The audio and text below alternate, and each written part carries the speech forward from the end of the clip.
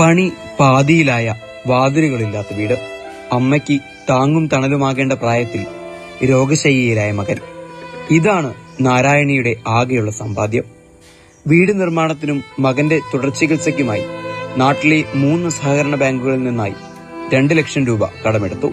ഹൃദ്രോഗം മൂലം ജോലി ചെയ്യാനാവാതായതോടെ കടം പെരുകി.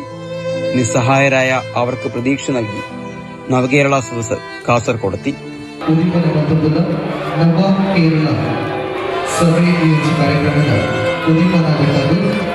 കാഞ്ഞങ്ങാട് മണ്ഡലത്തിൽ നടന്ന സദസ്സിൽ അപേക്ഷ നൽകി കാത്തിരിപ്പായി കുടുംബം.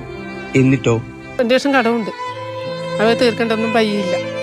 മന്ത്രിക്ക് കൊടുത്താൽ നമുക്ക് എന്തെങ്കിലും സഹായം കിട്ടുമോ പറഞ്ഞിട്ട് അങ്ങനെ ഒരു അപേക്ഷ എഴുതി കൊടുത്തില്ല. പരാതി കൊടുത്ത് അതിന്റെ വിവരമൊന്നും ഇതുവരെ കിട്ടിയിട്ടാണ്. അപ്പോൾ എനിക്ക് ഇങ്ങനെ ഒരു ബേബിലാതി എന്താ ആക്കണ്ടേ, ഇപ്പൊ ഇങ്ങനെ തീർക്കേണ്ട ഒരു വയ്യുമില്ല. ഇങ്ങനെ പരാതി കൊടുത്ത് ആരും വിളിച്ചിട്ടില്ല. 500 രൂപയുടെ ഡിസ്കൗണ്ട് പ്രഖ്യാപിച്ച് തടിയൂരാനാണ് സർക്കാരിന്റെ പ്ലാനെങ്കിൽ ഈ കുടുംബത്തിന്റെ ഭാവി തുലാസിലാവും. തന്റെ കയ്യിലെ മൊബൈൽ ഫോണിലേക്ക് വരുന്ന ഓരോ കോളുകളും അധികൃതരുടേതാണെന്ന പ്രതീക്ഷയിലാണ് ഈ കുടുംബം. മാതൃഭൂമി ന്യൂസ്, കാസർഗോഡ്.